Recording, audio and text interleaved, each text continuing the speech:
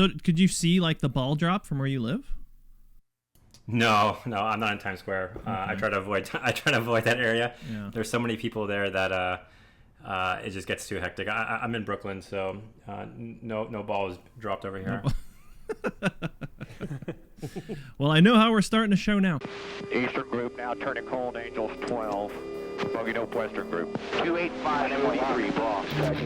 Okay, I show well south of the line, 14 miles. Red 9 Slasher 02 copies, clear to engage. Ninja close. Clear to kill, clear to kill. He's abandoned down. We received not just light automatic.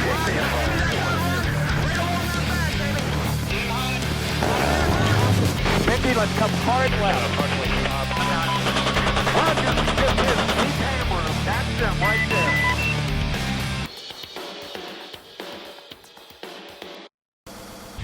Okay, well, welcome and thanks for joining us, and we'll, feel free to chime in and talk about whatever you want, and we're all just kind of getting together, and I don't know if you listen to the show, I wouldn't blame you if you don't, but we just kind of sit around and talk about flight simulation, which typically revolves around DCS, but not always DCS, but I guess we'll go around the horn, our little pre-flight checks, as we call them, and I'll start with you, Rob, because I know you've been probably playing just a ton of games. Yes. No, I've actually been trying to work on some skills in terms of making some campaigns. So I spent a little bit of time over the holidays doing that, and I realized I really suck at it. So I will continue to do that, but that's been a lot of fun. What kind of campaigns? What are you talking about? I've been pondering, trying to put together, starting with a mission and trying to learn the ins and outs of the editor. And trying to sit there and like, okay, how do you take this helicopter and then drop off some embarking, disembarking, and that has me flummoxed.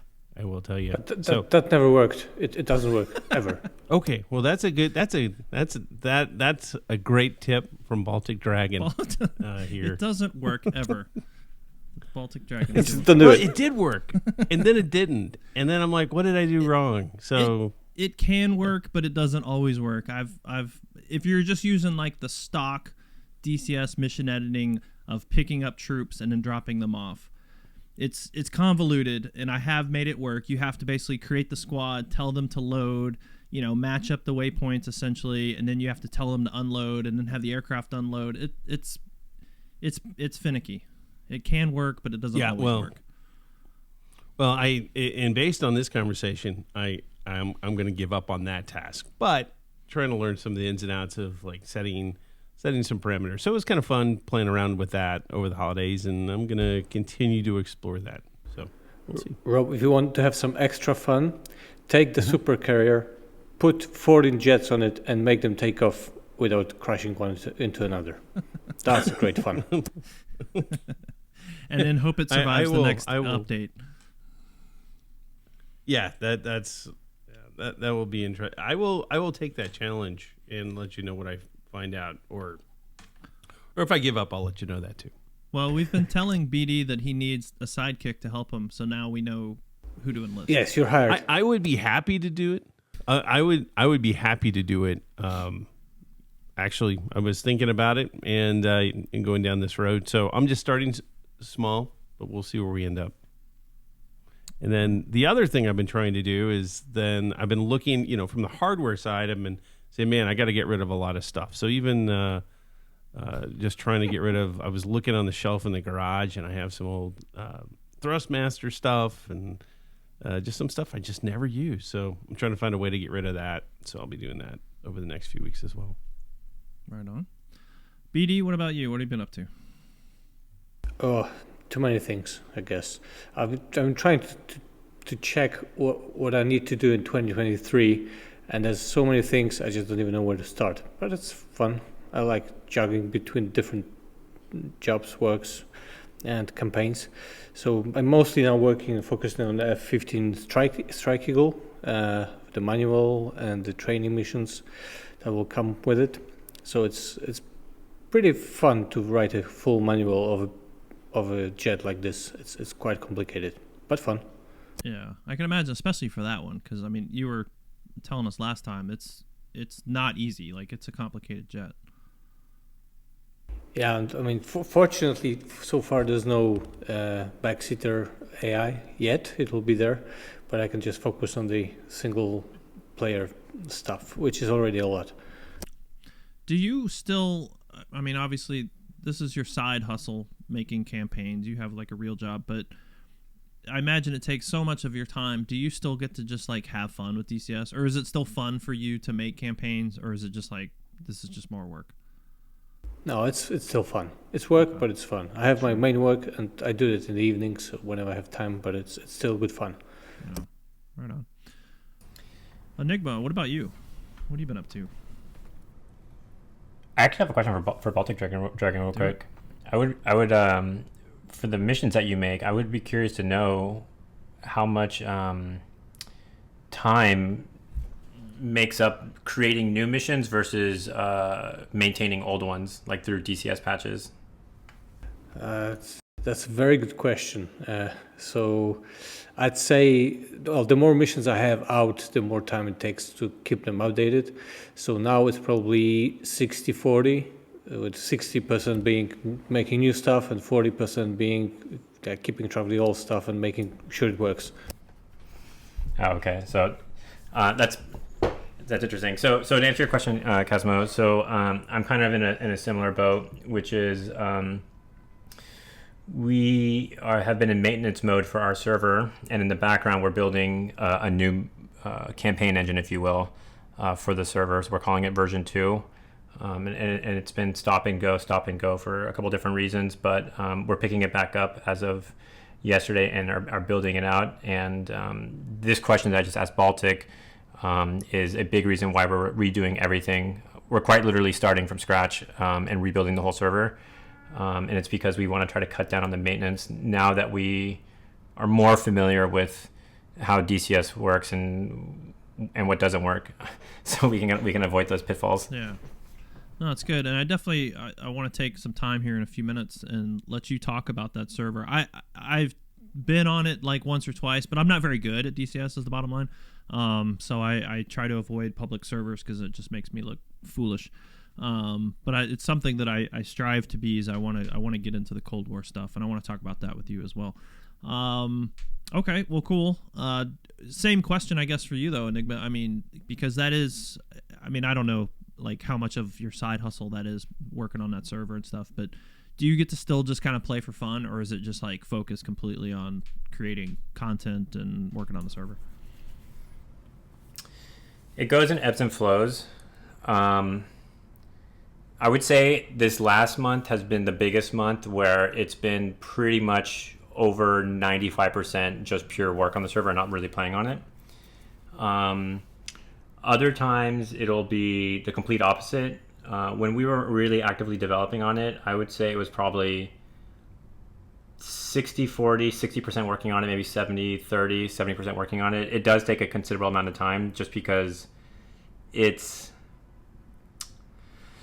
The way I like to think about it, it's like a restaurant that never closes, right? And there's always customers in there, and there's always, you walk into a restaurant and you see a bunch of spilled milk on the ground, you're gonna walk out. So we want to make sure that it's a good place and it looks cleanly, if you will. Yeah. Okay. Fair enough. Excellent. Well, I guess for me, I worked most of the holidays, unfortunately, since our last recording. But I did make a couple Apache videos. You know, I always kind of reach the end of like, well, what else is there to talk about? But I also notice I consistently get asked the same questions about stuff that I've already covered. So I think I'll just start redoing the same video over and over and publish it every 6 months. I think that'll be fine. But then with some of my Patreon guys, we got together, started playing IL-2 again. We finally got the server working, which the IL-2 multiplayer experience is a very challenging one. It is not plug and play the way DCS is in a lot of ways. The mission editor is definitely not friendly, but there is that Pat Wilson campaign generator that kind of randomly generates stuff. So that's very easy to use, but then, again, just doing a multiplayer setup, the server sometimes doesn't work, and it's a little finicky and stuff. But we've been doing some P38. I think that game has changed because I feel like I'm getting shot to shit like huge from ground fire, and I used to not have that problem. So I don't know what's going on with the game, but it's still enjoyable. I like the P38. It's a lot of fun, except when I get shot down, it's not as fun. But I do like the damage model. I mean, I've had like my landing gear blown off, like my wingman will be like, dude, you just lost a wheel, so it's like coming back to the airfield, I've got to make a belly landing and things like that. So and then we are trying to get into the Mirage. In fact, hopefully tonight we'll do a little bit of Mirage training. I really want to get to a point where I've got like a cabal of dudes who are like pretty decent at the old school Mirage, with again a view to getting on Enigma server and doing some content like that. But yeah, excellent. BD, you look like you wanted to say something. No, I have nothing. You just to have say, an inquisitive usually. face. Okay, that's fine. Fair enough. Enigma, go ahead. No, the one thing that you said, Cosmo, that stuck out to me, which is interesting, is with IL-2, the damage model. IL-2 is with all the franchise, across the entire franchise, with all the games they've had, has always had a really good damage model, and it's always been really interesting where something that's really mundane, which is going back and landing, can actually become really fun and challenging because your plane's just shot up like really badly, and like getting hit is not as definitive, I guess, as like getting hit by a missile in DCS. You know what I mean? Because like you get popped by a missile and it's like all the systems are gone, right? But so it's kind of neat to kind of limp back home. No, it is. I think, and I've always tried to strive, even when I was just goofing around on stream or something, if I took damage in DCS or whatever I was playing, it was always like, it became a mini game to me. Like, okay, I want to get home. I want to see, is this survivable? Like, yes, I've blown off half of my wing. Okay, I want to get it home, or I've lost an engine or something. And so, yeah, IL-2 is very good for that. It's just obnoxious how easily sometimes you get hit. But I think that's true across the board. I can't think of any flight sim where there wasn't like just this really, really good ground-based anti-aircraft fire. But no, I agree with you. I think there's a lot of, seems like to me, a lot of complexity about what kind of damage you can take, and especially something like the P-38 where you've got two engines, and all of a sudden you see one of them's just kind of running rough, and eventually it may seize up on you. Now you got to feather the props and stuff like that. It does kind of become a little bit of an adventure. It just sucks when you're at that point and then suddenly you get jumped by some Messerschmitt or something. But no, I really like IL-2. I think it's a good game. I think it needs a complete and total overhaul of its control mapping, because that is an absolute nightmare. But other than that, I think it's a good game. It's definitely good in VR, and Flying Circus is amazing in VR. But all right, well, I think that maybe that's a good segue into talking to Enigma about his Cold War server, which it seems, I mean, it's been around, correct me if I'm wrong, it's been around for a while, but it almost seems like in the past few months it's, I don't know, had a resurgence, or just I've heard about it more, talked about more, seen it around more. So tell us a little bit about the server and what's going on over there. Sure. There's an ambulance going by, so sorry about that. Right. This is actually a very good segue because I actually came from IL-2. Okay. Is the siren too loud, or should I mute? No, you're fine. Go ahead. Okay. So I actually came from IL-2. I had played DCS on and off for a couple years, but I didn't really dive into it super deep. And I was looking at how many modules I had in DCS, and Tempest, who I've known for a long time, we played World War II Online together when we were like in middle school or high school, so I've known him for a really long time. He really likes DCS, and he wanted to get involved in trying to make a server, and he was actually talking with Jabbers about it, and I was there like thinking about trying to help, and in the background while I was playing on my own, I used to really like Alpenwolf's Cold War server, and I used to play there a lot, but the issue was that they were really European focused, so if I wasn't able to finish my day job and get home in time, I would miss all the population. So I would maybe play for 30 or 45 minutes and the population would dry up and then it's over. So their server that they were thinking about doing didn't really materialize. And I had mentioned like, hey, I'm thinking about doing this Cold War thing. And then Tempest played Cold War with me, and he really saw the potential of it, because it's kind of like it's especially the early Cold War stuff, like you can really see how these planes were coming straight out of World War II, but they weren't totally dominated by systems yet, and we thought that was a really compelling thing. So decided to put a server together, and the focus was really on a dynamic campaign because I like to get invested into things.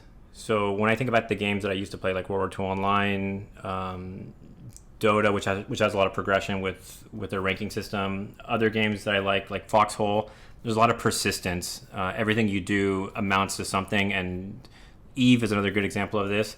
And that was kind of what we wanted to do, and we set up some pillars of some things that we wanted to avoid. Some current servers in DCS have been around for a long time, and they've been doing things in a certain way, and I kind of wanted to avoid that. So for example, like Blue Flag, I think they have like player lives, and you need to fuel your aircraft before you take off for some aircraft, and I didn't really want to do that. What I was telling people when we were originally setting up the server was that our competition is not the other DCS servers. Our competition is Netflix, because people only have so much free time, and with the sim population getting older and older, people want to get on and feel like they were able to do something and have an effect, within 30 minutes to an hour, and then they can come back on the next day and see how is the war going, if you will.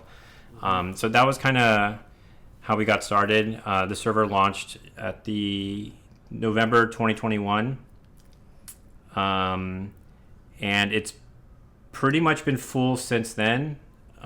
We started tracking stats. We have like a very heavy duty stat system that Special K made since we turned that on in April 2022. And since then, there's been about 15,000 unique players and about 23 or 27 years worth of playtime. So every single month, there's about a year to 2 years of playtime on the server. Wow. Holy smokes. Yeah, that's wild.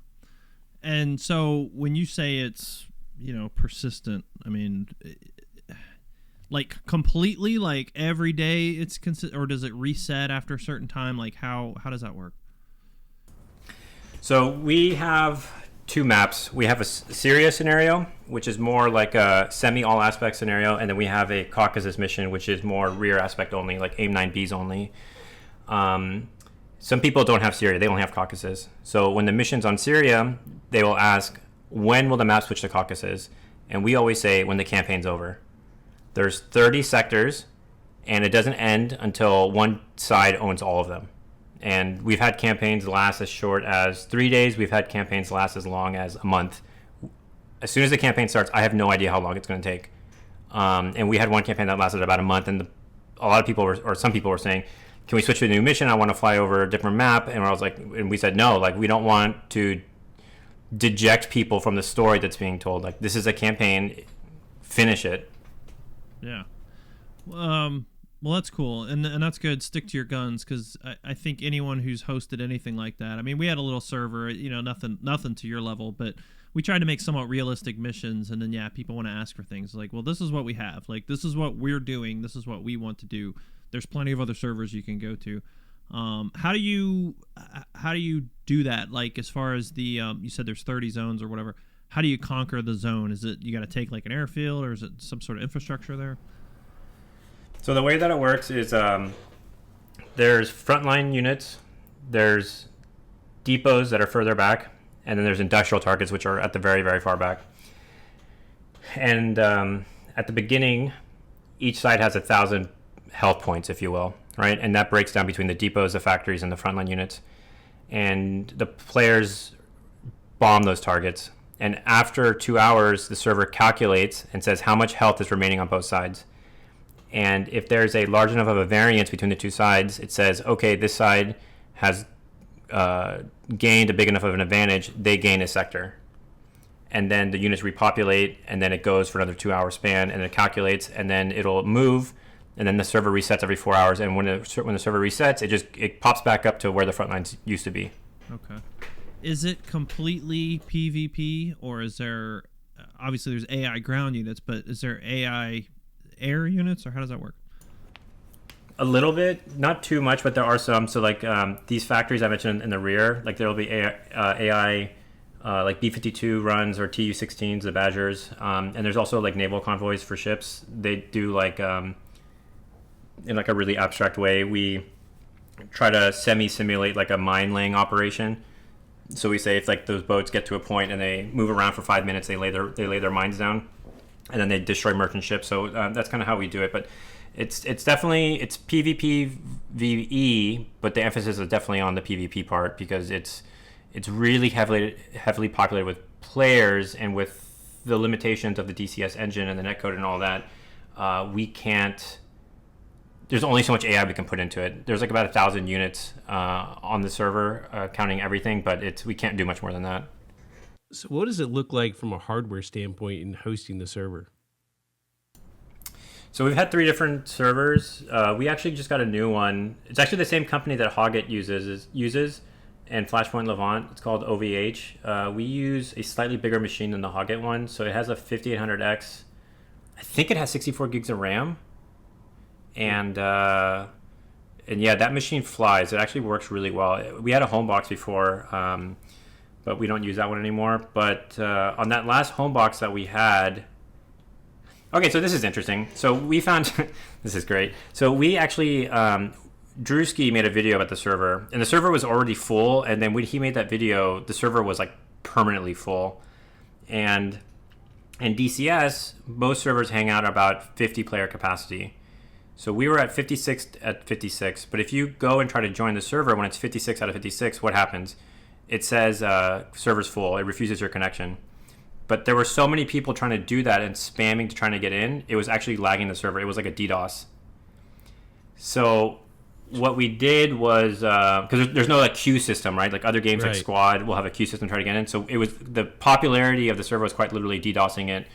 So what we did was, as a test, we said, that was our theory, because our code didn't change. We're like, why is the server lagging so bad? So we bumped it up to 80, and we had 80 players on the server at one time.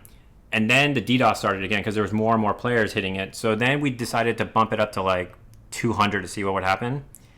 And it got up to like 120 concurrent players before DCS died. So yeah. Yeah. Well, that's a ton of people. Yeah, I never thought about that, the lack of queuing and what that would do to the server. So, and maybe you said it and I missed it. Is it a computer at somebody's house, or are you guys renting a system? It used to be a computer at someone's house, but now we rent it at like a professional company. It's the same one that Hoggit and Flashpoint Levant uses. I think but yeah, it's, we have that, and then other hardware is we use the Overlord bot, and that's reliant on the Microsoft API from Azure. So it's a GCI bot. So one thing that I did not particularly like about, one thing that I think that DCS really suffers from is a spotting.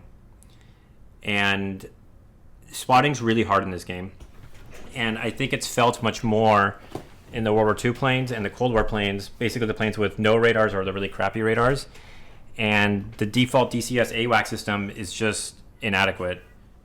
You ask for bogey dope, and it'll tell you about a contact 100 kilometers away when you might have a guy 6 kilometers away from you. It's just one of those things, and I get it. Like it's a long-standing system. So Rooney Jones, who's a community member, made a bot called Overlord Bot, and basically it's a bot that you talk to through SRS. And you can just say bogey dope, and it'll give you a bogey dope for the next immediate contact that's closest to you.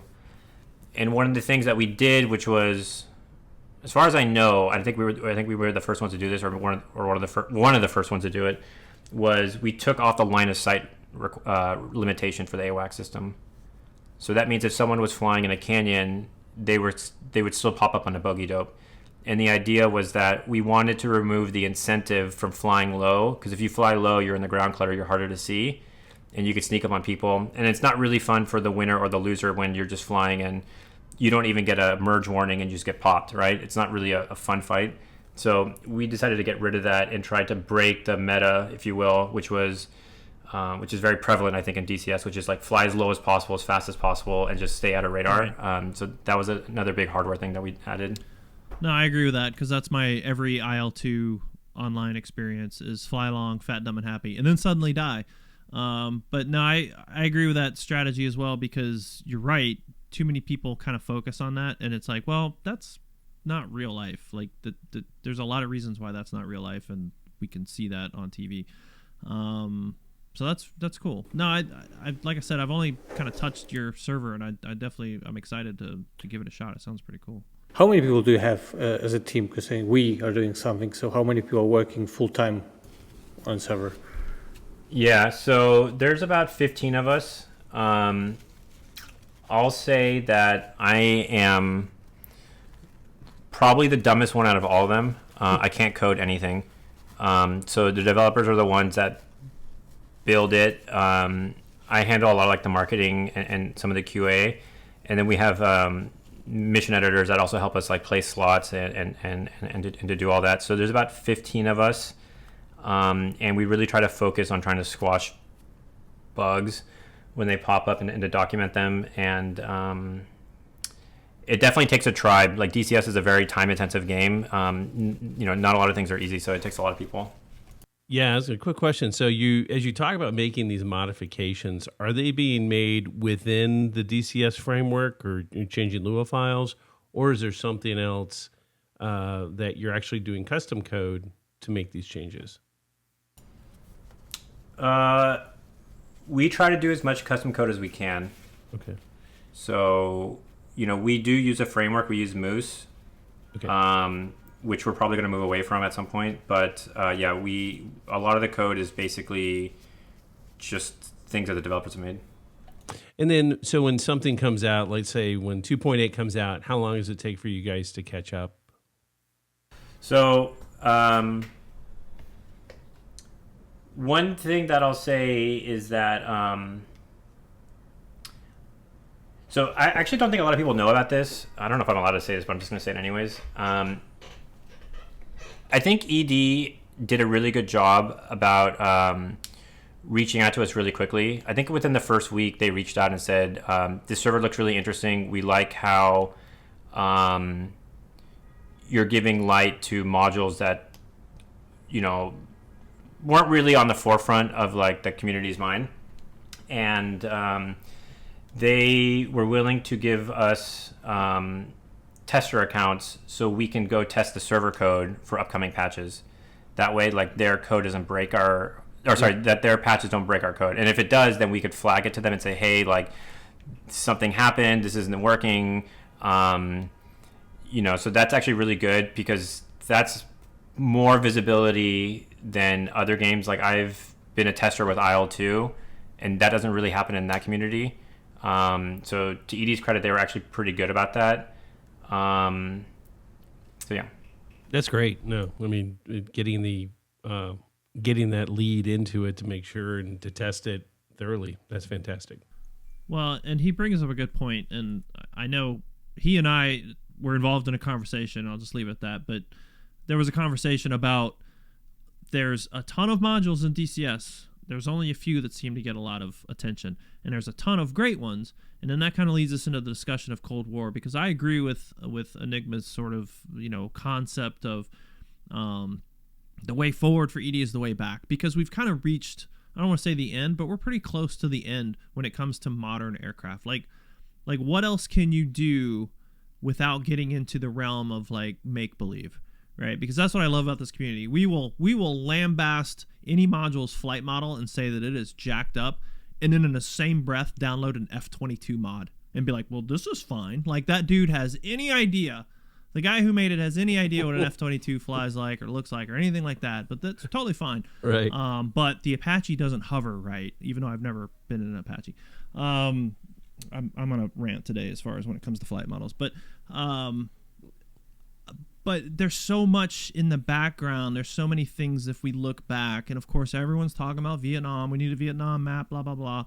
Well, if you could tell me it won't be a slideshow, then sure, I'll take a Vietnam map. But I'm very interested in those aircraft, and I think that is the future. And I think there's a lot of accessibility, because you look at an F-18. Like, I love BD to death. Dude, his campaigns would destroy my brain, because there's no way that I have the time or the attention to be able to learn the F-18 to the capabilities that I need to properly fly those campaigns. and you know, the A10 as well. There's just so much complexity. But then you hop into something like the Mirage, and yeah, it's a little confusing at first, but you start pushing a couple buttons, you're like, you know, that's the good thing about an analog aircraft is that button only does one thing, and it says on the button what it does. You know, it's like I don't have to fiddle through 10 different MFD pages to find the one thing that I'm looking for. So I think that the Cold War stuff, there's a lot of replayability, there's a lot of accessibility there, but there's just not a lot of emphasis. And you kind of see it on YouTube too. Like anyone who does content for that stuff, it's like, well, all right, you get a few views, but God forbid if you make a video with an F-18 in it, like everyone's got to watch it because everyone wants to be a freaking Hornet pilot. Thanks, Top Gun. So I don't know. I'm excited about more Cold War stuff. I just love hearing what you said about complexity. That coming from the Apache pilot. That's The Apache's easy. Everyone thinks it's complex. They don't know how to fly it. I swear to God. I went into it today. Some dude was talking about how the flight model must be broken because he pushed the nose forward and it tried to flip. And I was like, well, I don't know what to tell you. I flew around for an hour and I finally replicated what he's doing. He's doing something wrong. Like, I'm sorry, but you're not flying the helicopter the right way. But anyway, that's fine. I may or may not put out a video about it. But no, so Enigma, I mean, talk to us about Cold War, like just your thoughts on it. I know you've put out some videos, or a video talking about, you know, the Cold War and how that is a future for ED. You want to expand on that any? Yeah, I mean, there are some very real limitations that have been confirmed, which is that some things are just not allowed to be modeled, right? So to me, when I think about what I think is interesting is asymmetry, right? And I think about games like, what's a good example? I'm trying to think of an example that people would know. There was this really interesting first-person shooter called Natural Selection, which was like Space Marines versus aliens. To me, that is very interesting. And I mean aliens that don't have guns. I mean like aliens that bite, right?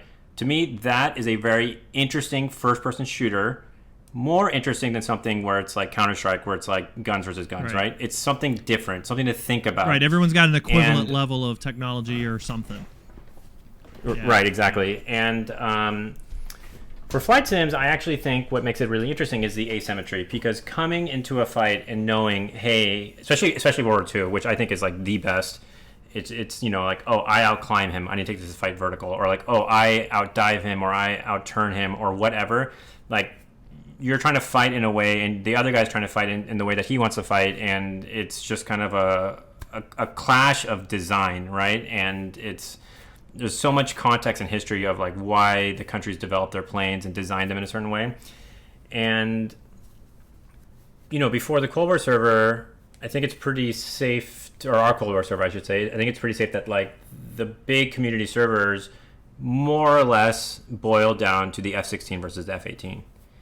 And maybe a few Tomcats, you know, in the rear, you know, firing off their Phoenixes at max range and whatever. So like that was going on, and I just found it incredibly ironic because this game, which markets itself as the most realistic simulator out there, this community that loves to get super pedantic about things and argue that a rivet's missing in a cockpit or whatever, that the most popular servers boil down to F-16s versus F-18s. And to me, that just seemed crazy.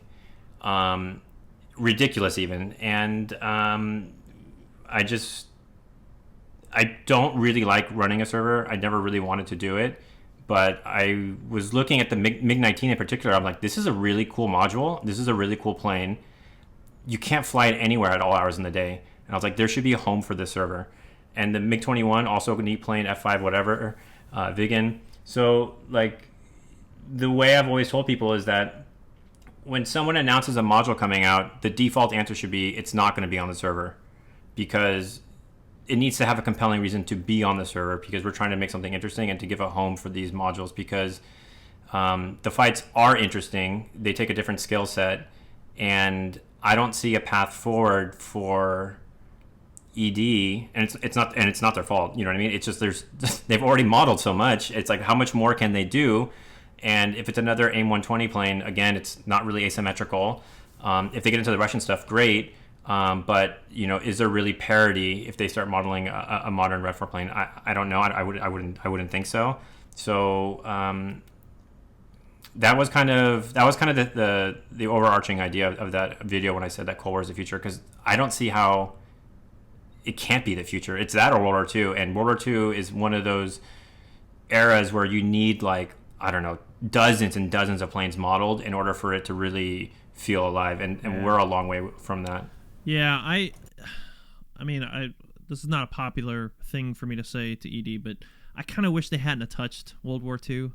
And I only say that because, I'm not trying to compare them to IL-2, but IL-2 has already got a lock on quite a bit of stuff. I think if they really wanted to go World War II, I think what they should have done was just said, forget Europe, we're going Pacific, and just focused on the Pacific right from the get-go, because IL-2, unless you want to play, IL-2, or what is it, 1946 or whatever, like, where's the Pacific at? So I think if they had gone that direction, it would have been a more popular move. But then they're just trying to replicate, I think, what IL-2 is already doing. I don't know. That's just my thoughts. So we actually run a second server off our Discord, which is an IL-2 1946 server, and it's Pacific. And we're using the IL-2 1946 campaign system, the CO system. And for the exact same reason you mentioned, like, people want Pacific, but like no one wants to touch it right now. Like, none of the companies want to touch it for whatever reason. So we decided that, we're just going to do it ourselves. And some members in the community said, hey, Enigma, this looks like a really cool thing. Like, do you mind, like, trying to gather players, and we'll build it? So we've done it. And I think the last event that we had, like 85 concurrent players playing, and it's like a Guadalcanal campaign. And the dynamic campaign system in IL-2 is insane. The damage state of trees persists between resets. If you go and knock out an engine on a battleship and the server goes down, when the server comes back up, that ship is still there with the engine knocked out. Like, it tracks the damage of the individual compartments on ships. Yeah, that's wild. Yeah, I just think that's a missed opportunity. And, like, I mean, shit, the map would be easy. Just build a map with water. Razbam's already done the work. Just take the South Atlantic map. Just cut it in half. There you go, Pacific map. Put a couple islands there. We get the Marianas. I think they're making a World War II version of Marianas, or they have. I don't know. I don't keep track. But yeah, just bring me some of those birds. I do think. You got it. I do think that Nick Gray has a fondness for that. So even when you talk about, the guy owns his own set of aircraft. So in the conversation I had with him and some other folks some time ago, he talked about, those are things that are really a passion for him. So I imagine it's a balance internally within AD to figure out what they're doing. But I do believe that is certainly a C-level priority, if you will. Yep. Yeah. But then it goes back to what Kazma was saying, which was about what can be modeled or not, right? Because the Japanese aircraft, like, the documentation is a little bit tricky for them. So the unpopular opinion that I have is I really like FC3 a lot. It's one of my favorite modules, and a lot of people don't like it because it's not full fidelity. But I would be willing to accept, like, a FC, Flaming Cliffs Pacific module pack, right? Where if they had to cut corners because they can't get documentation, to me that seems reasonable, right? I would rather have that than not have the Pacific at all. Exactly, and that's my thing. Like, and this is where I go back full circle to flight model conversations from people who've never flown any of these aircraft. Like, I am willing to accept a half-assed, if you will, module. Like, does it fly like an airplane? Yes. Does it do weird stuff that an airplane doesn't do? No. Cool. Slap a daggum Corsair skin on it and let's go fly. Like, I think a vast majority of people would be okay with that. It's a game of chasing, like, the vocal 10% who, like you said, are rivet counters, and they're going to worry about all this nonsense. And the result is, well, we're just going to miss out on stuff. I've said that for the longest time. I think there's too much emphasis for certain people about flight model. It's just should it generally fly like a helicopter? Should it generally fly like an airplane? Yes. And then we can get into those variances. But I acknowledge what you're saying, that they don't have access to a certain piece of data. Well, guess what? That means neither do the player base. So nobody can say, well, this Zero doesn't fly right. Well, guess what? You didn't fly a Zero. No one you knew flew a Zero. Does it fly roughly like what we think a Zero flew like? Yes. Enjoy your video game. But I don't know. That's just me. No, I agree completely. As a matter of fact, I would argue that there probably needs to be something that's in between the fly game in the game mode from behind, where you see the back of the aircraft, and something that happens to be, push every single button. So, and that's the thing. It's like right now, from my perspective, it's hard to get other people who are not interested in it in a study sim. Again, not trying to take away from the value of a study sim, but between here and there's going to be something in between. And I think to your point, there's the good enough, right?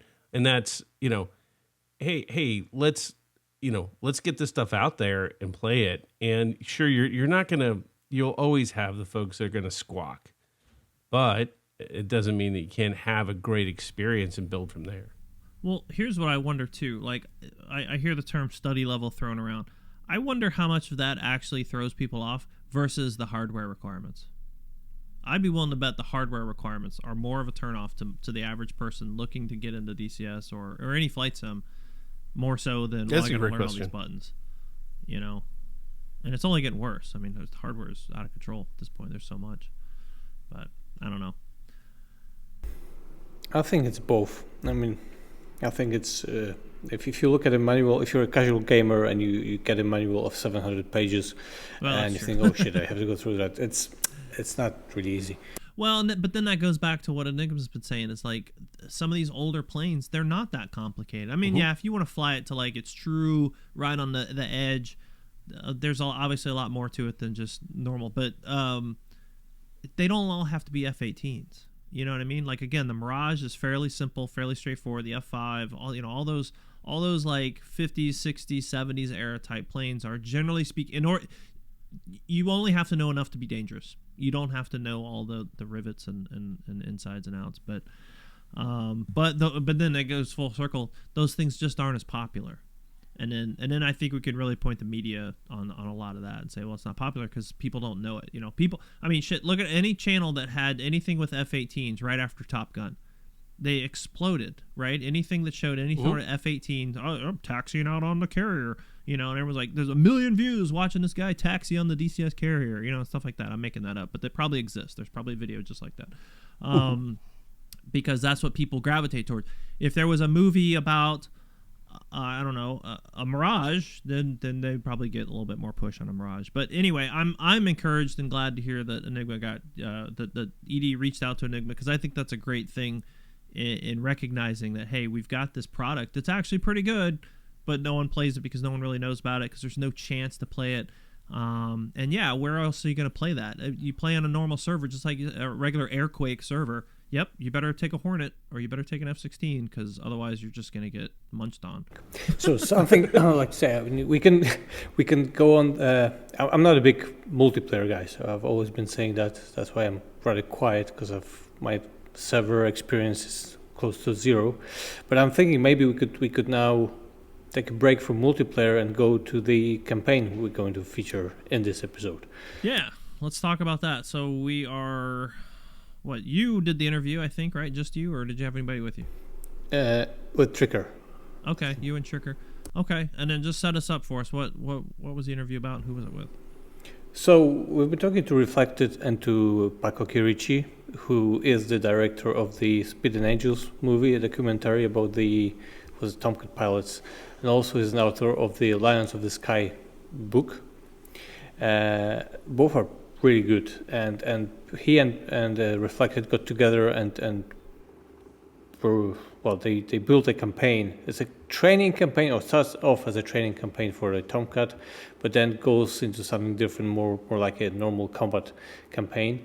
So it's again a good merge of a great third-party campaign developer, Reflected, and a real-life Tomcat pilot with lots of experience. So I've played a few missions. I haven't finished it yet because I completely suck in Tomcat, but it's going to be a really, really great campaign. Hi guys, so today we are here with Paco Chierici and with Reflected, and we're going to talk a little bit about a new upcoming campaign for the F-14. It's A or B? Guys, B. So for F-14B campaign, it's a training campaign based on an excellent movie and book by Paco, Speed Angels. And so, guys, I don't want to take too much time. I'll just say I've tried it. I'm not a big F14. Actually, I don't know almost anything about F14. So maybe let's start from this. If you have someone like me who knows the cockpit overlay, the front seat, and more or less knows how the HOTAS works, and jumps into this campaign, is he going to learn something, or he needs to know much more before he starts?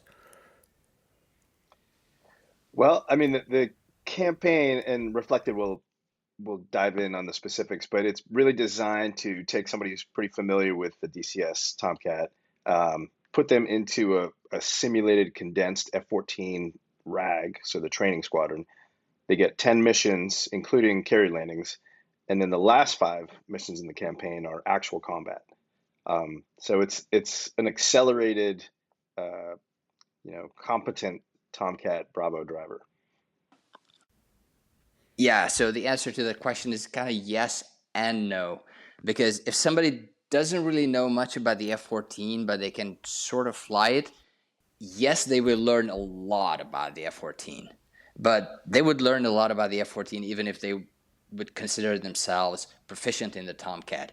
But in real life, and Paco could tell a lot more about this, you didn't even get to sit in the F-14 and go up before you passed all kinds of theoretical exams and simulations and whatnot. So in theory, you were an expert of the Tomcat, and then you got to sit in the jet. But Paco, correct me if I'm wrong. Yeah, no, absolutely. So the genesis of where this campaign starts with, which is FAM 1 in the RAG, so really your first flight as a Tomcat student, but the genesis of where your capabilities should be when you got there came from 2 things. One, I got to sit in on a bunch of DCS games and be like the color commentary, and I saw that people were incredibly competent at flying their planes, but they just didn't know any of the tactics. Like it was like watching Braveheart with a bunch of jets, people just going at each other and, shooting missiles and yelling and then turning around and running away. And so, they knew how to fly the plane, but they didn't know how to use the weapon system in conjunction with other people. And then the other thing is, like Reflected said, before you ever sat in a real life Tomcat, you had gone through a month of simulators, you had procedure trainers, and you could literally put a blindfold on and find every switch in the cockpit and know how to start the airplane and know how to go through all the emergency procedures. So when you actually did sit and fly in the airplane, even though it was your first flight, you actually felt relatively competent. And you had your experience from other trainers, like other aircraft, so you also were accustomed to flying in general, right? You were accustomed to flying, exactly. But yeah, it's amazing how little that actually helps. Okay. Well, the point being, like, flying an airplane is such a small part of what you do as a Navy fighter pilot, right? Like it's assumed that you can fly an airplane. Like you can walk down the street and chew gum at the same time. That's an assumed baseline skill. And then everything else is thrown on top, right? So you got to work the radar, work the radio, fly low level, drop bombs, shoot guns. Flying you better be able to fly or you're not even going to be here. Yeah, well, I assume most of our DCSs are able to fly, at least at DCS. So that's going to help them. And they're proficient in many different platforms, right?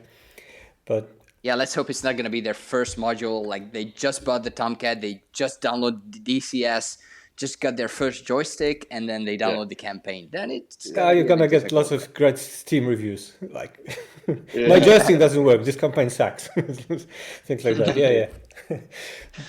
No, but from what I've seen, as I said, I've only managed to fly first mission so far, and I'm really amazed at the level of detail. But also, what I like is you really feel like you're in the app there in the RAG. All the procedures, the takeoff, the taxi, clearance, delivery, 80s, all that stuff is in there, which is great. So it adds a lot of immersion to the training. So that's going to be awesome. And also, I noticed, I know from Reflected that you have a cast of voice actors that were really the original cast for the movie, right? Before. Some. So Megan, whose character Slick is the lead of the game, she was one of the stars of Speed and Angels. So yes, her voice is consistent throughout the video game. I'm sorry, the game. I'm in there as well for most of it, but not all of it. And then I had my old Rio play Hurrio, and a bunch of most of the pilots involved in the campaign were people that I know from the Navy. So you can it will actually be really fun to hear what the commentary is on their voice acting skills, because they're not. That's funny. People, when I'm looking for voice actors, they often tell me, "Oh no, I don't have a like good radio voice." But I mean, you're not selected to Navy to have a good voice, right? I mean, No, but I'll tell you what, if you don't have a good voice in the Navy, somebody will tell you. But by the time you've been doing it for 6 months, you have a better radio voice. yeah. There's no lack of feedback. Oh yeah, I know. Yeah. Okay, so but one important thing to note is that the main character, you're a girl, right? So that will be a new thing in DCS, I guess. Yeah. Yeah. I don't know. The main character is a girl. I don't know if that exists anywhere else at DCS, but yes, you're playing as a badass, slick Varley, F-14 Bravo fighter pilot. Amazing. So how long did it take, the whole production process? Because I understand the campaign is ready, more or less, right now, right? Wow. When did we start? 1.5 years ago? Yeah, it took 1.5 years. And a lot of that is my fault. I have 2 other jobs, so I was flying and doing some other work, and I'd have a month where I just couldn't do anything, and then I'd have a 2-week window, and Reflected and I would bang out a couple missions, and then so it was mostly my fault. I would say probably if you took out all the time that I wasn't there, it would have probably taken about 6 months. I will say that, so I'm a writer, and that's where I do most of my stuff, and I obviously wrote the campaign, and I just kind of decided I wanted it to feel like a movie, like or like you were living through the real thing, and so I would sit down and write something that I thought would be really fun to be involved in, having no idea whether or not that was possible for Greg to program, for Reflected to program, and 2 days later he'd send me a link with a YouTube video of him having played it, and it's right out of the words that I had thrown on screen, and it was amazing. Yeah. It was mind blowing. So did you see the whole campaign, all the missions, like play through one after one, or some of it only? I haven't recorded some of it, so yeah. Sorry. I've only recorded some of them. Yeah. No, I know this from working with Jello and Hoser when they wrote stuff, but then quite often I'd have to get back to them. I probably won't be able to introduce 20 aircraft refueling one after another with the AI in DCS. It ain't gonna happen. Yeah, I got some of that feedback as well. Yeah. Well, but on the other hand, it's amazing how much you can achieve with DCS to make it feel like a real thing. Yeah, no, I was not imagining that the world would be able to sort of encompass the magnitude of our vision. So once I got a better sense of what we could accomplish, then I think it was a little more streamlined. Me neither, actually. I was really surprised that we could pull off all these AI stuff. But yeah, my approach with this campaign was to give Paco like a blank page and write whatever he wants. I didn't want to restrict him with, by the way, don't even think about doing this because the DCS AI will not be able to do that. So yeah. I was just waiting for whatever he came up with, and then I thought really hard about how I could make it happen in DCS. Sometimes I had to use cheats that, I don't know, you would really appreciate, Baltic, but I don't know if players will notice it. I've been there when I was programming some like alpha strikes for the Raven 1, and it took me probably 200 iterations of the same mission, just changing some small things to make it work. So I know I made that mistake as well, but in the end it works and it's great. So yeah, awesome. I think the worst part was, or the most difficult part was the air-to-ground training mission, where the player flies as a pair with the lead, and they fly like specific patterns, like wagon wheel patterns at specific altitudes and speeds and approaches and whatnot, and they have to be in sync. Can you imagine doing that with the DCS AI? Yeah, I know what you're talking about. It's crazy. Like, but by default, you tell the DCS AI to attack a ground target, and he flies away and comes back in a level flight at 10,000 K and drops a bomb. And that's it. Yeah. That's the extent of it. If you remember, sorry to be talking about Raven 1, but that's exactly the same thing. If in new Raven 1, when there's the helicopter coming to the carrier, and the AI has to go in front of it and drop the training bombs twice, just in front of the nose of the helicopter. So thinking that helicopter going with the AI dropping bombs in exactly the same spot every time, it was probably something similar. Although, yeah. Yeah. Well, anyway. When I played your Yeah, go ahead. When I played your campaign, the new Raven one, I saw in one of the briefings that we would practice low pops, and I was so happy because low pops is also part of Speed and Angels, and I was so curious how you set it up, and I was looking forward to it. But can I give spoilers? Yeah, you can. Spoilers ahead. Warning. Yeah. So before it actually happened. There was a call on the radio and the training was canceled and we had to intercept some bandits and like, oh, damn you, Baltic. Well, yeah, you have to do those tricks. So some things are still not possible. Like overhead brake, for instance, which is like an ABC, right, for flying. You cannot do it in DCS, but well, that's it. So, okay, which maps do you use? So you say you have ground training, then you have carrier, then you have some combat. On which maps do you need more than one, I guess? Yeah, it's set. The way I wanted to set it up is to use only one payware map. The other ones should be free, in order to make the hurdle too high.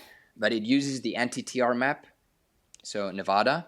That's where the RAG takes place, and then some of the Caucasus, like on a stand-in for California and the coastline.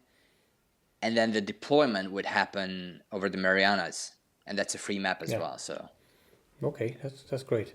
And 5 combat missions, 10 training missions. Sounds like good fun. So how long, more or less, it takes for the whole campaign from beginning to end? How long is it, time-wise? Time-wise, I don't know. There's 16 missions plus 1 intro, and per mission, I would say 1 hour, maybe 1.5. Yeah. So one of the main questions we get usually from the users is there air-to-air refueling involved, which is mandatory in the campaign? Yeah. Okay. Yeah, Paco, you have to know that the DCS community is really scared of area refueling. They hate it. They're not the only ones. My first mission, I mean, I don't know if you want real life missions, but my first mission, I was flying an A6 over Iraq, and we were supposed to get training to tank off the KC-135, which for the Navy guys is a nightmare, en route. But things happened, and we had to be there early. So I'm leading a mission with a bunch of other airplanes.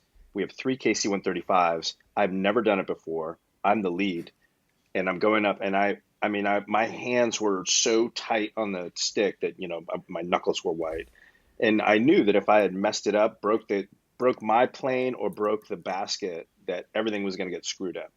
And that was one of the most stressful missions I ever had in the Navy. So nobody likes tanking, especially at night. Yeah. But just a message to the DCS players, you're going to have to tank, but you're going to do it with Paco, and he's going to teach you how to do it. That's the point of the campaign. So after campaign, you'll be best. Now or never. No, guys, let's face it. You have to do it sooner or later. If you want to be a serious DCS player, like a virtual pilot, you have to know how to do it. Full stop. Yeah. Well, it's part of our training. Unlike the way I learned, it's actually part of the RAG training. So you'll go through a mission where you actually learn how to properly tank. Yeah, I don't know. I haven't tried it yet with the Tomcat, but knowing how difficult it is to keep it straight and level, it's probably not very easy from what I've seen so far. It's not that hard. You just got to lighten up your grip there, Baltic. Yeah, some say like two fingers almost, but there's also with something with the wings, right? You need to put them in a certain configuration. It's easier then. No, well, I don't know. I never did. Okay. And maybe in DCS you need to, but in the real world I never did. All right. And have you tried DCS, Paco? Like you've flown yourself? Very little bit. In fact, I was at a party over the weekend. I don't know if you remember Ross and Marion Reflected. They play our tower in Departure. Yes. They had a party, and I went over to their house. They have a really nice setup. So I sat on it for a little bit and put the goggles on and messed around. But that's about it. But I'm excited to go back and play our game at their place. Awesome. So they had VR They had goggles. VR. Nice. A cockpit, like the whole high-end setup. Well, it's funny, like with Jello, who never got a. I mean, he just doesn't want to play DCS. He tried it, he liked it, but not so much to come back to it. And on the other hand, it's Mooch, who plays every day now and flies all the time. So, yeah. Mooch does. That's hilarious. Yeah, he's all the time. So it's funny. All right, so can you say something about the release date, or it's not known? I know it's DCS, so you never know exactly, but approximately? Approximately January-ish, but yeah, you never know. You don't say the year on purpose, right? I have no idea. I can tell you the exact release date the day after it's released. Okay? That's close enough. We are fairly confident, though, that it will be next year. Yeah, well, that's normal. Yeah, but well, I'm looking forward to it. I'll be giving you some feedback as I fly. So far, I mean, as I said, only one mission in, but I love it. I don't have that much time, but it's such a nice, refreshing thing to fly someone else's missions. Because if you build missions, you usually just fly yours because you don't have time for anything else. So I'm looking forward to doing more of that. I know if you have anything else to add, or did I miss something important? Because I might have. Yeah, maybe just one little thing. At the beginning, you said it's based on Paco's movie Speed and Angels, but it's also based on his book Lions of the Sky, especially the deployment part. Yeah. Yeah, I must say, I read the book, but I don't think I've seen the movie. I need to do it now. Definitely. Oh yeah, you should see the movie. So yeah, that was Reflected's pitch for me. He's like, hey, you got this movie, you got this book, let's do a mashup of the two. And I mean, for me, new to this DCS world, the exciting part was to create something that was as real to life as possible. You know, a really cool training campaign, and then a really awesome, challenging, real life combat scenario at the end that was as close to, you know, fictional excitement as you could get. So the adversaries will be, as in the book, the Chinese? Yep. Yeah. Yep. Well, okay, I'm looking forward to it. Maybe by that time I'll be as good. I mean, I'll be able to fight in the Tomcat. So far I'm struggling with keeping it straight and level. But it's... Just start at FAM 1. Yeah, I've been too much in the Hornet, and it's much easier, I guess. Fly-by-wire is... Anybody. My grandmother can fly the Hornet. Exactly. Thank you. Oh, all right, guys. I think so. If that's, I think that's it. People should be excited. I definitely can tell them they should be excited after what I'm seeing, and I haven't seen much of it yet. But I'll probably do what you did, Reflected, with the Raven one. I'll put it up some small review, maybe closer to the release date, if that's okay. And I'm sure it will be. Thanks. Glowing. And please keep sending me your feedback and some ideas. I'd appreciate that. Yeah, like the flat spin recovery from mission 1. Yeah. Ooh, okay, we'll do. All right. That's it. Thanks a lot, guys. Hope to see you soon somewhere in real life. Maybe next year at the Hook would be great. Yeah, let's make it happen. Next year at Hook, we'll have a DCS table. Nice. Do some heavy metal dancing. Yeah, we have a plan. Hosted by Mooch. Exactly. No, he plays guitar. Yeah, he has his band, I think, as well. Yeah, nice. You play as well. Yeah. Reflected, right? Yep. To get some jam session. There we go. All right, guys. Cool. Thank you very much. Thank you. It was nice talking to you. Nice to have you. Bye-bye. Bye-bye. I'm really looking forward to it. Yeah, I think, and I remember when Paco and Reflected started to get together, and I remember I was thinking about it, and I was like, it's going to be tough to take Lions of the Sky or Speed and Angels, but they, you know, from what I've seen, they've done an amazing job of really bringing something incredible forward. If I'm not mistaken, the funny thing here is that the main character is a girl, and she's voiced by the same person who was actually in the documentary. So yeah, Megan. Yeah, exactly. Okay. So BD, you've done at least one. How many training campaigns have you done? I know you did the A10 one. Was there another one? Now, the Mirage 2001, which was like kind of training one, and then training missions for the Harrier. Yeah. Did you find that those were popular? I guess what I'm asking, I'm curious, like how we talk about the game being study level. I'm just curious how many people actually put in the time to study, and how they do it. I think they are more popular than one would expect because normal single player campaigns, well, only those who play single player would touch them. But if you have a training campaign, there's also some people who play multiplayer that want to learn, and that's a good way for them to do that. So I found that the A10 campaign, the Iron Flag, was very popular and people really like it. And now we're working with Jello and Kevin Miller on the third part of the Raven 1, which will be a training campaign. Okay. Yeah, I think especially for those more complex aircraft. I mean, I didn't finish it because I'm lazy, but the A10 training was good because it just kind of step by step threw you through there. So I think that's good for the more complex aircraft. Absolutely. So here for the Speed and Angels, it's nice because when you start off, you have the how you call them, those indications in the cockpit, so what you need to press first, next, etc. Yeah. But it'll take you from the first missions are really basic stuff, but then it's going more and more detailed and more complex. So it's a great pace that they managed to achieve there. Right on. Wasn't there just an announcement about a more dynamic campaign generator in DCS? I thought I saw something about that. Oh, it's been announced a long time ago, so it's yeah, but I mean, like it's actually coming, not like eventually we're gonna one day do this and eventually have multi-threading, but like there's no kidding coming like soon. There was something announced, I think last Friday, that they said that they're making progress on it. So I imagine they've reached a milestone. Okay. Enigma, are you looking forward to a dynamic server? I saw your video and you talked about the dreaded BMS and its campaign generator.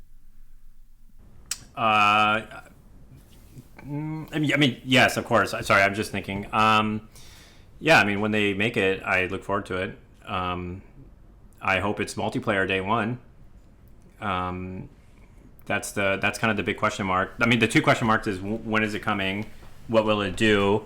And will it be multiplayer day one? I saw, I forget which ED person it was, but I think they were suggesting that it was going to be single player only. Nick Gray actually watched that video. He actually commented, and I asked him if it would be multiplayer only. He said he'll check. He heard the request, so we'll see. But if it's single player day one, I think that I would be very disappointed. But even if it does come in single player only, despite disappointment, it has to be multiplayer capable at some point, right? Well, I guess it depends on how it all works, but I mean, you can take a single player. I mean, I could take a Baltic Dragon campaign, and I can make it multiplayer. I can only do it mission by mission. I can't make it like dynamic or whatever. But I can take your missions and change them and make a multiplayer. No, I've done it with other campaigns. I'll put it that way. It's not that easy. I mean, not those missions. Probably most of them you could, but if they're too scripted, it's difficult. Yeah, well, sure. Then you're going to run into issues of scripting and things. But if you just take a general, like, so for instance, that Liberation. Enigma, have you ever played with the Liberation campaign generator? A little bit, yeah. So kind of the same concept. It's just making a mission, and then you can go in there and change stuff. The issue is that how many players there are in the server browser list, because most players just go on the server browser, I would imagine, and sort by players.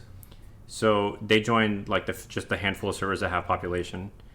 And if you look into your DCS login on the ED website, you can actually go into the server browser and you can see how many players are on, and it counts open beta and stable branch at the same time. Now the number there is generally around, it'll say like 2,500 concurrent players on, right? And that seems like a big number. But then it also counts the amount of servers that are on there, and each server has one client on there. So once you take that 2,500 and subtract it by the number of servers, at any given point in DCS, there's only about 500 to 1,000 concurrent players playing at the same time. And once you break that number up between, the 60 whatever that are playing on Growling Sidewinder, the 70 that are playing on our server, the 80 or so across all different Hoggett servers and so on, all of a sudden there's like not enough population. So the liberation thing, if I remember correctly, you have to take the server down in order to generate a new mission and then bring it back up. And that downtime cleans out the population, and you have to rebuild it from scratch. So in order to hit that critical mass, like you could maybe hit it, but then you're going to have to kill it again and then bring it back up. And that's not an easy thing. Yeah, I think, and I'm not smart on any of this stuff, but I used the liberation to create sort of a homegrown campaign just with my friends. But yeah, I don't know enough, but how you would use it to like just have a public server. I don't think it necessarily translates, but it was good for a sort of mission generator, I guess you could call it, a campaign generator, which is a little bit different, obviously, than what we're talking about, and hoping that does come along. But no, I agree with you. For me, I just don't play single player DCS, not really. I enjoy multiplayer because kind of goes back to what we were talking about of flying the aircraft within its limitations. It's kind of the same thing, right? Combat, there's limitations, and a lot of that has to do with who you're with and how you're flying and who you're talking to and how you're communicating. And that's the part that I enjoy. I don't enjoy the stick wiggling. I enjoy the communication and the coordination and stuff. So yeah, I'm looking forward to hopefully that, being something that can help with the server builds in the future. Because it just sounds like to hear you talk about the Cold War server, just the amount of effort and hard work that's put into building something like that. I mean, that's rare. That's a very rare trait to find people that are going to put that sort of time into sort of your hobby, essentially your side project. Yeah, it's ironic because at the beginning I was more of an IL-2 player, and I still consider myself in my mind like as an IL-2 player. Like I probably spent playing more IL-2 lately than DCS, but like I said, like there's a very interesting concept here that I think that could have been made, and we made it, and seeing people get excited for it has been really motivating to keep it going. So it is a time suck, that's for sure. Yeah, absolutely. All right, well, we've been talking for about an hour. We'll go ahead and start wrapping it up, but before we do that, I do want to slide in this last interview that Rob did a while back with R&J Simtech, which essentially creates basically a new type of track IR. Rob, do you want to paraphrase for us? Yeah, I had a great conversation with R&J Simtech about their essentially track IR device that's wireless and rechargeable and works fantastic. So for me, I don't particularly like to be tethered at the head with a lot of cables. So this device is fantastic. And what we kind of go into is a lot of the industrial design and thought process that he put into making it himself. And so it's pretty fantastic. It's really interesting to learn. He's also working on a magnetic switch for the F-14, which is kind of his thing. But trying to figure out how you can have some of those switches that actually flip back after the like a magnetic release, for example. Thank you. That's started up, and then all of a sudden, boom, it pops back. So it's really cool. It was really great to have the conversation with him, learn how his approach and how he does it, and then I'm a big fan of the product. All right, hey folks, we're lucky enough today to have Josh Miller from R&J Simtech with us to discuss some of the products that he's worked on, is going to work on, and has in progress as well. So I came across Josh's work on the internet, and some people were talking about his IR Trackstar, and so I went ahead and I purchased it and got it, and I thought, this is really cool, because one of the things that I know for myself I've been trying to do is to get less wires connected to my head.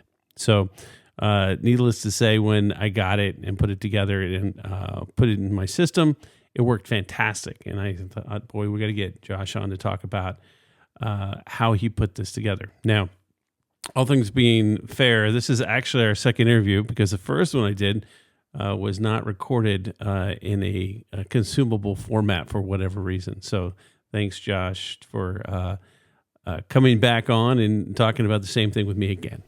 Yeah, of course. Yeah, I don't mind. Sure. So tell us a little bit about how you got started with putting together these products and the story of the IR Trackstar. Yeah, so as like most people that do DIY projects, it was kind of one of those things I was just tinkering around with in the shop, and obviously everyone's had the Pro Clip from Track AR 5. I guess it would be the Natural Point,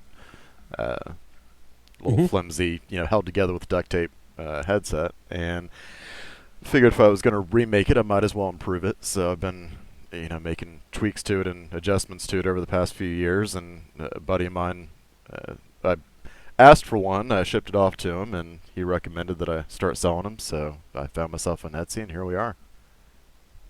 Yeah, it's pretty interesting. Now, you, by training, are an industrial designer, right? I am. So I work on a wide range of projects. I've done everything from oil and gas pipelines to architectural projects, water treatment facilities, you name it. As a designer, I'm primarily using CAD software. I'm kind of an interim between a draftsman and an engineer. I kind of have background in both, and so I create a three-dimensional model of whatever the specs of the project are from the engineer, from the the mathematical point of view. They handle that side of it, and I take the schematics and build a facility out of it and create a drawing package, and it goes off to the builders to go make it. Very cool. Yeah, I mean, one of the things, and I wasn't familiar with a lot of the ins and outs of industrial design until later, and I'm just a big fan. I think it's really cool, the idea of being able to conceive of something and actually make and design a product and make it come to fruition. So there's a pretty cool movie about that as well. Are you familiar with it? No, huh?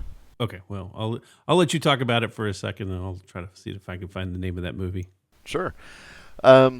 Yes, I mean, I think 3D printing has really opened up a lot of doors for just general handy people or DIY kind of enthusiasts to be able to make our own stuff. And I think that's fantastic. There's quite a few head trackers out there. I'm obviously partial to mine, but aside from that, there's switch panels and joysticks and throttles and all kinds of stuff that you can get from Etsy and from people's personal websites, but they're building them at home. It's just a side business, and they're able to manufacture all the components at home with desktop CNC machines and 3D printers and what have you. So I think that in and of itself has opened up, especially for the flight sim community, a lot of options. Yep.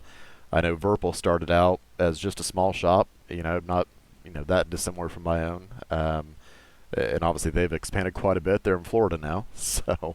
But yeah, and also I have a pair of MFG Crosswind pedals, and it's literally just plates of graphite CNC'd, but the thing looks fantastic. It's obviously super precise, and I've had Thrustmaster and Logitech rudder pedals, and to go to an MFG Crosswind is like night and day. So, and it's a guy that just I think his family owns a furniture store, and he helps out with that. But this is his kind of passion project, and so the ability for these individuals who have great ideas but don't have the backing of multi-million-dollar corporation behind you, it's awesome to be able to bring this stuff to market. Yeah, it's really cool. Just for reference, the movie I saw was called Objectified, and I saw it probably like 10 years ago, and it was about and it talked about industrial design and kind of talked about how you can, and again, this was more in terms of some companies and people that would make chairs and how the entire design process would bring it to fruition. But, it's funny you were saying that about, 3D printers and some of the tools that are enabling folks today. And, I got a 3D printer in the house, but this one person that really blew away was my father. So my dad came and he saw it, and he goes, well, what's that? And I explained it to him how it works. And he just couldn't get it just totally blew him away that you could actually do something like that. Yeah, I mean, and the crazy thing is I actually make a lot of parts in aluminum just for my own DIY projects, and I have a furnace or a little foundry that I use for melting down aluminum. And I use my 3D printer and print it in castable resin. It's a resin that actually melts away. So it's lost wax casting is the process that I use. So I'll create the part as well as the tree, to connect it for a pour spout essentially. And I'll 3D print that, cast it in plaster of Paris, melt out the castable resin, and it leaves a hollow void for the part. And then I just go outside, fire up the furnace, and I've got a metal part. So, I mean, to be able to do that at home to me is fascinating. I love that kind of stuff. And I'm actually working on a new project. It's going to be essentially a replica of the F-14 Tomcat's ignition panel. So it's going to have a magnetic auto return to center switch, which is kind of a big deal because there's not many of them out there.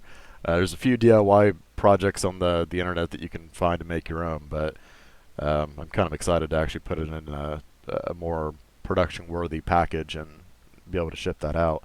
But all the components of the magnetic switch are all going to be cast. They have to be unique, at least the way I designed it. So, but I actually have a magnetic switch from Honeywell. It's one I got off eBay for about $600, and I did not like the feel of it. It feels flimsy, and I mean it functions. I didn't like it, so went to the drawing board and started over, and I'm pretty happy with where I'm kind of at on my current state of the switch. But still lots to do on it, so it's probably going to be mid to end of winter before I'm at a position where I can actually start selling it. But I hate putting deadlines on those things because I actually said I was going to have it done in the spring, and that didn't happen. So unfortunately, my busy time from my day job as well as my side business with RJ Simtech is really, late spring to early winter is, kind of a window. So winters I'm slow. I've got nothing else to do. I'll be in the shop tinkering and making stuff. So hopefully have something ready for people by spring. That's awesome. Now I must admit, I don't know anybody else who actually has a furnace to melt aluminum, but that's absolutely very cool. Yeah, they're not expensive. I think mine was like 180 or something on Amazon, and you can it works up to a 5 kilogram crucible, so you can get 5 kilograms of steel or metal, well, it doesn't melt steel, but aluminum or other softer metals, and yeah, it works pretty well. I like it. That's really cool. Well, kind of going back to your original product, and I think you're on version 3 right now. Yeah, 3.5. It's evolved quite a bit. I'm getting ready to update inventory on my site at the moment. It's sold out here for the Black Friday sale. But I run a 3 to 4 week lead time. Anyone who's purchased one from me knows my lead times are all over the place. I do have a day job, so I have to keep my priority there, but I do, work nights, weekends, trying to keep up with orders, and I do try to keep people apprised of, when there are significant delays, like right now, because the holidays. But yeah, so I manage inventory on my site though, just to keep the lead time from getting, exorbitant. So I know several of the kind of DIY shops that are selling stuff have lead times of several months. I hate having that hanging over me. My stress level will be through the roof. So I understand that. I try to manage it a little bit. Well, I have to say, and again, kudos to you. I think one of the things when I got it, and it was interesting for me when we were talking about it previously, a couple things that I just thought were amazing is I thought the fit and finish of the product was really, really good. And I think, and again, it was sort of having been an ad hoc 3D printing guy myself, it was interesting to hear about your process of resin printing it and pulling it together. Yeah, so I actually started out using an FDM printer, which is the printer that most people are familiar with. It's just a spool of plastic, and it deposits. It melts it and deposits, one layer after another. I wasn't hugely fond of the appearance of it. Structurally, it was fine. It wasn't overly heavy or anything like that. I didn't like the look of it, and it also limited the shapes I could make with it. So I had originally picked up a resin printer just to kind of tinker with it and test it out, and it sat on my shelf for months before I even printed my first print on it. Finally got around to using it and was absolutely blown away. So what it is essentially use a liquid resin that is UV curable. So UV light cures it almost instantly. It only takes a few seconds. And beneath the vat where you put the liquid resin is a LCD screen with a UV light beneath it. So if you can imagine, the screen of your phone, the LCD that shows the image isn't actually what produces the light. The light is a backlight that goes behind it. So what the resin printers use is a monochromatic LCD screen that displays the shape of each layer, or at least a void of the shape of each layer. And the UV light underneath is constantly shining, and so whatever is not filled in on the LCD screen is what is displayed to essentially the layer for that layer, and then the LCD image goes completely black. It lifts it up, raises it back down. I think the layers on it right now, I've got it set at 50 microns, so pretty thin layers. And it does it again. So I mean, there's 5, 6, 7,000 layers per print, and it just works fantastic. Print times are roughly similar to that of FDM printing. It's usually about, depending on my printer, I've got a couple Crealities that run like 5 seconds per layer, and my Anycubic Photon Mono runs about 1.2 seconds per layer. And then obviously the time to lift it up and raise it back down between each layer. So. But the process works out fantastic in terms of finish because you don't see the layer lines. What you do see is kind of a wood grain finish from the edges of each pixel of the LCD screen. But other than that, I mean, the print quality from FDM to resin it blew my mind. So I decided to redesign it from scratch, and that is the version we have now. So in version 3 and version 3 RS, which 3.5, 4, whatever you want to call it, are the first iterations that I did on the resin printing. And I am working on a version 5 eventually, but it's literally just going to be to make assembly quicker. So hopefully I can bring the price down a little bit. So we'll see how that goes. But and we're actually going to do away with having 2 versions. So version 3 is a little bit heavier. The battery is 1600 milliamp hours, and the RS has a 1500 milliamp hour battery, so very similar run times, 8 to 10 hours, give or take.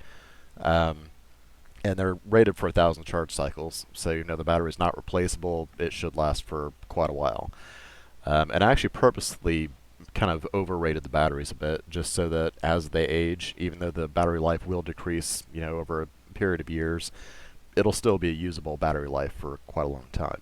So I think both batteries are rated at 1,000 charge cycles at 80%, meaning that after they go through 1,000 charge cycles, you still have 80% being your full capacity. So that's still plenty for your average session on DCS or Star Citizen or whatever it is you play. And so I've had mine for at least this iteration of it for about a year now, and I'm still getting about 8.5 hours on it. So I don't foresee longevity being too big of an issue, but again, I haven't had them long enough to really test the full what they're like after 5 or 6 years. So yeah, no, but I and I appreciate we went back and forth. It was funny because I had ordered and I bought a charger that was not doing its job. And it was funny because you pointed me to the right charger. I got that, and as soon as I started using the right charger, man, it was night and day. So yeah.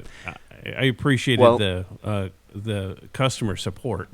Yeah, well, yeah, of course. And that's partially my fault. I mean, I had listed the charger or the correct charger in the description kind of buried down. I mean, I've got a long description. I put a whole bunch of info in there about it, but nobody was noticing it. And it's not printed on the body of the design or anything. So people were using chargers that didn't have the correct rating. And I actually don't include a charger just because it's right underneath 8 ounces when it's all packaged up. And USPS charges per 8 ounces, so it would literally double the cost of shipping to add a charger, and most people already have one. So I was like, you know what, buy your own. So, but I mean, having said that, the correct charger is 5 volts, 1 amp. It doesn't matter anything else about the charger is fine. It just has to be 5 volts, 1 amp. It can be an Apple charger. It can be, you know, one of the generic ones you get from the convenience store. Doesn't matter. But because it's a USB-C, which I chose over USB micro just for the durability sake, 'cause micros were a horrible design. But people think that just because it's USB-C, they can plug in any USB-C, you know, quick chargers and whatever else, and it'll work, which unfortunately it does not. And actually, if you put a charger on with too much amperage, you can actually fry the battery. So, or at least the charging board, which, I mean, bricks it. So, it does have to be 5 volt, 1 amp. That is actually the first paragraph on my product description now, and I do include a little note with each of them to remind people. So, but it is important to use the correct charger on it, because the collapsible overvolt, undercurrent, whatever protection with the charging board, it will collapse if it doesn't have the correct voltage and amperage coming through. So it tries to protect it unless it's just, you know, way outside of what it can handle. But the only way you can actually keep the kind of gates open on the charging board is to have the correct voltage and amperage. So. Yeah, and I think in my case, I had purchased one specifically for it off Amazon, but the one I picked, just it's apparently it was not, it wasn't frying it, but it was just strange. It just didn't work. Yeah, it's been. I've noticed there are a handful of chargers. I think it's actually the cable more than the charger that it's picky with. So if you have the correct voltage, I can't even talk today. I've been outside, so my mouth is frozen. But yeah, I mean, if you have the correct voltage and amperage on the wall adapter, and I do recommend a straight off the wall adapter with a USB-A port and a USB-C on the other end of the plug.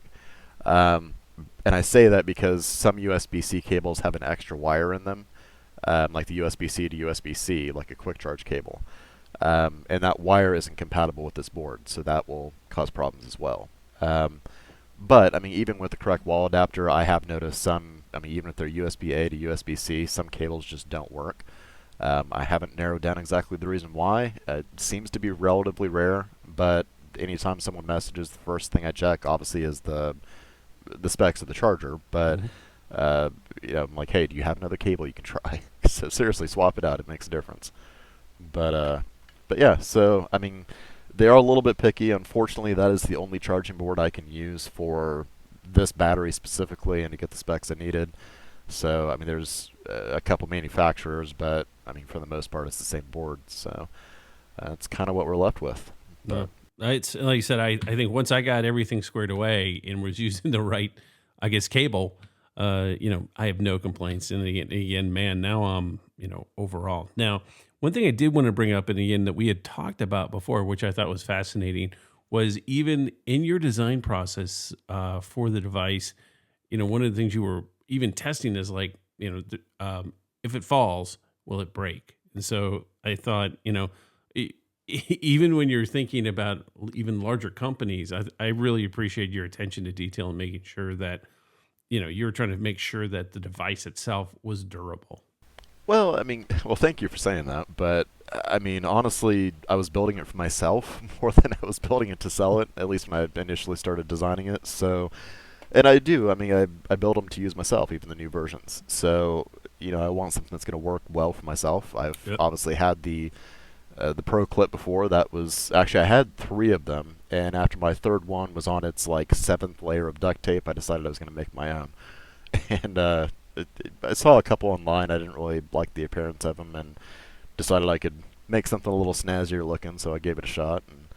And it's before I even began selling them, it actually went through several iterations of just testing out different components, different LEDs, different. There's actually a coating that I put on the LEDs to help diffuse the light. They're also sanded, you know, and so a whole lot actually went into kind of getting them where they are. And obviously, I get a lot of feedback from customers. You know, some people are saying they run hot or they get hot when they're charging. So, actually, for the first time ever using CFD software, computational fluid dynamics, it's basically like simulated wind tunnel type software.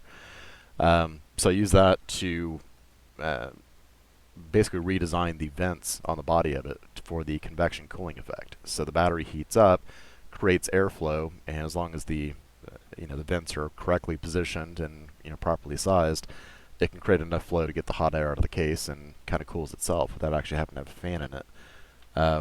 So that was something I did on both the RS and the V3. So they do run a lot cooler now. They're cooler when charging. I mean, they do get warm, obviously, but nothing that's going to feel like it's burning up or anything like that. As far as dropping them, obviously the Pro Clip was a little on the fragile side.